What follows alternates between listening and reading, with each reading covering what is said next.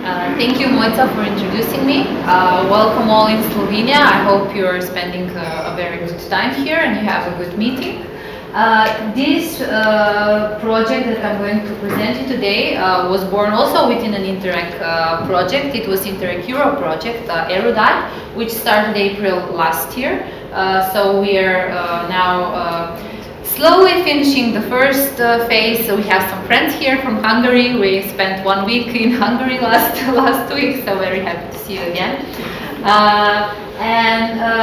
What I will present you today is a Fab Lab Network in Slovenia that we would like to build within this project, but not only within this project, we are also looking for some other new opportunities. So, are you familiar with Fab Lab concept? How many of you are familiar with Fab Lab concept? Perfect. Okay, so I don't have to explain that so much in detail then, but for those of you who don't know what a Fab Lab is, Fab Lab is an ecosystem which connects together economies, so different types of enterprises, of companies, small companies, startups, big companies, then education and research organizations, and the maker community. I'm coming from the Faculty of Electrical Engineering, and a few years ago, it was 3 years ago, for our students we have set a maker lab, which is a smaller Fab Lab. So we did this for our students only, but we saw that very good things are happening there. A lot of cool projects were born there, and then together with the Ministry of Public Administration, who are also part of this Interreg Europe Erudite project, we said, why shall we have this only here in Ljubljana? Why don't we spread the good concepts around the country? So what were the challenges we were thinking about? Is brain drain. In Slovenia we have huge problem with this, so young people are leaving Slovenia, not only after university but even after high school. Then centralization. All the things are happening in Ljubljana, not even in bigger cities but in Ljubljana. So all companies, everything is centralized in the capital of Slovenia. I'm coming from the University of Ljubljana, which is the biggest university in Slovenia, and we admit that our educational system is very inefficient. Our study programs are very old, so it's more than 25 years ago, and there's a huge mismatch between the industry needs and demands and then the educational organization, so the type of study programs are currently. There is very high unemployment in Slovenia as well. And this is especially among young people, but the problem is not there are not jobs available in the market, but there are not the stuff that is on the one side there is high unemployment, on the other side the companies are lacking staff that are trained for their needs. So again, mismatch between what we have to offer and then the demand. Then in Slovenia we have masses of idle equipment, so equipment that was bought on different calls and programs and so on all around Slovenia, but the equipment is still there and is not used efficiently.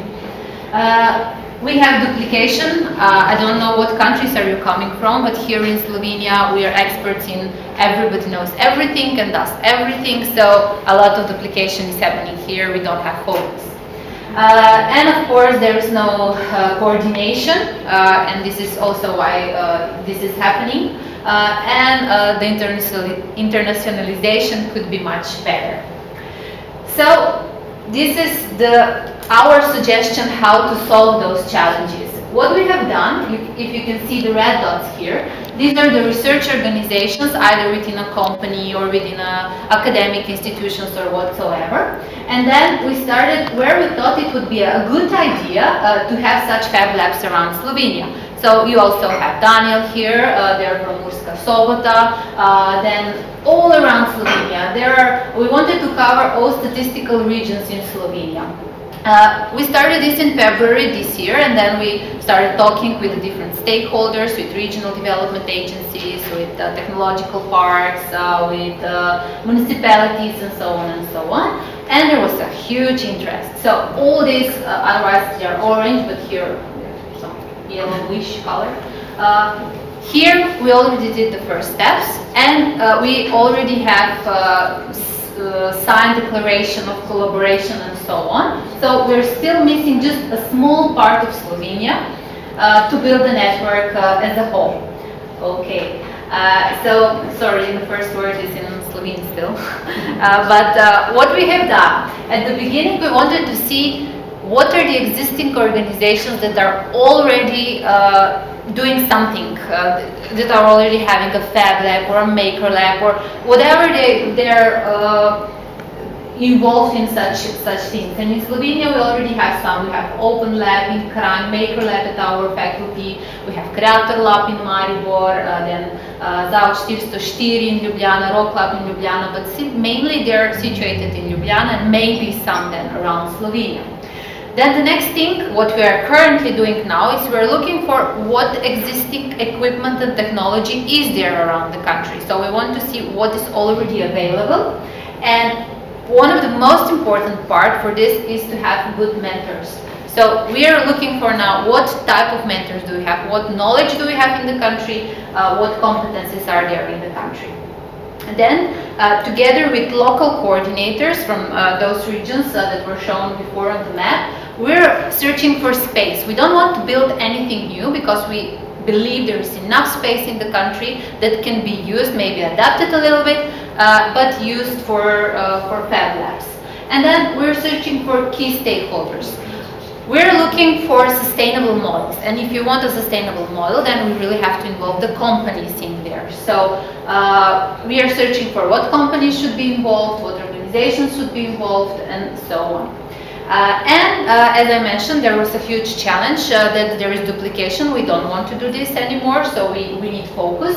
And that's why now we are together with the individual locations, we are searching for the focus fields for individual Fab Labs. And here we are relating to the smart specialization strategy, so the local specialization strategy for each Fab Lab. In order to efficiently coordinate such network, we would like to develop a database with all available technology, equipment, and of course mentors, that then we will know what is available and what do we still need. So this is the approach. Each Fab Lab will be consisted of a space, open space, where the co-working will happen, where there will be space for where companies there can show their products and so on, so demo space, and a very important thing for networking. Networking between different people coming from different sectors, from different disciplines, and so on. This is a very, again, important part where the fabrication and creativity will happen, so where the equipment will be situated, will be located, and where people can produce prototypes. So some of the Fab Labs will have only prototypes for educational manner. Some of them will have some good prototypes that will go straight into the production once the prototype will be tested. We would also like to have open training, and this training will be for companies, for individuals coming from the community, and for different schools. So what we would like to achieve in these Fab Labs is to have structured and very efficient training programs for the needs of the companies. So for example, if a company needs staff, I don't know, 20 people working for the company, they cannot wait for our educational system, which first is inefficient, and then it's not really focused for the needs of that company itself. But here we can produce a training program that would last for several months, for example for 9 months, and after this training the company will get the staff that will be ready to start working in their company. Here you cannot see, but in the long term what we would like, are there any Italians here? Okay, so this came from Italy. We saw this in Venice. We were very impressed. Childcare. So in a Fab Lab in Venice, they had organized childcare for the companies, for everybody that was involved in the Fab Lab, and we thought this is a very good idea for the researchers and the companies that will come here. Of course, they will feel good if they know that their children is taken care of while working there. But on the other side, one of our objectives for Fab Labs is to promote STEAM, so science, technology, engineering, between young people. And if you have those children growing up with the technology, then you have done a major step in approaching the technology to young people as soon as possible. So this is in the long run, but we think that it's also a necessity. So how it will look like? For each of those regions, now we have local coordinators, and these coordinators are setting the scene. Why we don't want to do this as a coordinator? So the coordinator is the University of Ljubljana, but we don't know the local scene. We don't know who the local companies are. We don't know what schools are there, and so on, and what mentors are there. So, for example, it's easy for me, because Daniel is here, I always use examples. For example, in Murska Sobota, Daniel and his organization, they are coordinators for the region, and they're setting the scene for Murska Sobota. So they are finding out where the space should be, what kind of equipment they need, what is their focus on, what companies should be involved, and of course what schools should be there. As I mentioned, it's a very important part to have involved mentors, so the ones who will help the companies, the makers in there. And we have two types of mentors. Ones are the researchers and teachers coming from universities and different schools, but what we also want to do is to include retired experts. So this concept is very inclusive. We're involving all different generations, all different people coming from all different sectors.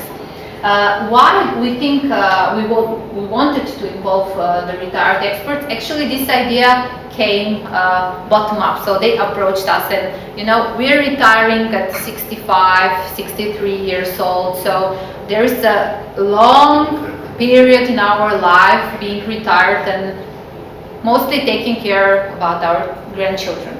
So a lot of people don't want to do that. They want to be still active in the society, and this is a very good way to involve them. So this was also introduced to our Ministry of Labor. We have different stakeholders, so the industry, we have then the region, we have the educational organizations, and the individuals. For the industry, there are different type of companies that are involved. There are small and medium enterprises, startups, big companies, large companies. So for the small ones, access to equipment. Many of them simply, especially if they're small ones, they don't have access to equipment. And here is a way how they can reach the equipment that otherwise they were not able to do. And then access to technological knowledge. Again, one example. There was a small company in Ribnica. It is a very remote place in Slovenia. Mostly the industry there is wooden industry, so the companies are usually doing something with wood. And there was a small company, they have developed a child chair, so where you can put your small child in the chair. It was a wooden chair. It was very nice looking and very good design, but it was sold for, I don't know, 50, 70 euros, so nothing special. And that's why the company wanted to improve their product and to make a smart chair. But they didn't have the knowledge. They didn't have the knowledge in Internet of Things, in sensors and so on and so on. So they approached our faculty. And our faculty, the researchers are already overbooked. We have a lot of things to do, so then they suggested the company to come in the Maker Lab and together two students to develop the concept. So what the students did, they developed the whole Internet of Things. So what they did, they just put some sensors there, and now they're measuring the weight of the child. And this was a major success story because the company then they went on Kickstarter to collect the funds, but then one American company found that and they said, no, we can help you, and they ordered a lot of products. And the chair now is sold for 350 euros. So the return on investment is much, much higher just by adding the few sensors there. So nothing special, but the most important was the knowledge. Then for the bigger companies, it's access to best stuff, because in this ecosystem, in these settings, usually people with good ideas who are highly motivated are coming, and companies can easily get to those young people and then later on employ them. As I already mentioned, faster and efficient training.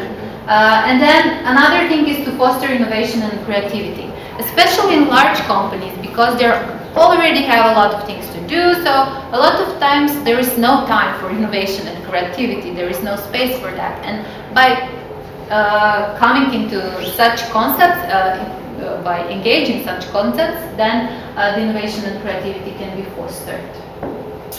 Then for the industry, economic development, entrepreneurship, innovations and inventions, and of course knowledge and experiencing exchange, because here a lot of different companies are coming and they're networking and they're sharing ideas, they're sharing knowledge and so on and so on. So there can be a very beneficial for everybody involved in it.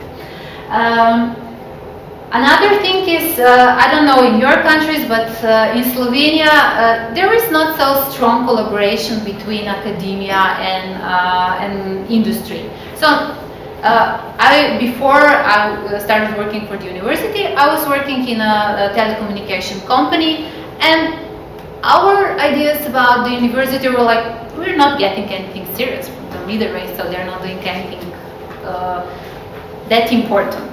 And then at the university, they don't even know what is happening in the companies. And this way can be a good match between the industry and the academia. Of course, multi and interdisciplinary research, and last but not least, internationalization, because this is a Fab Lab we're building in Slovenia.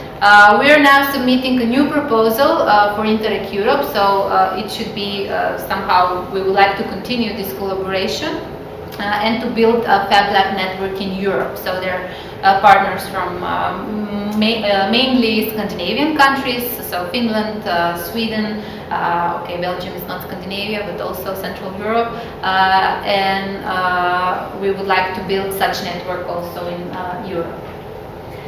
The benefits for the educational organization, so promotion of creativity and entrepreneurship among young people here. At this point we have involved only high schools, so secondary school, but we would like to go back, we would like to involve also elementary schools and also kindergartens later on.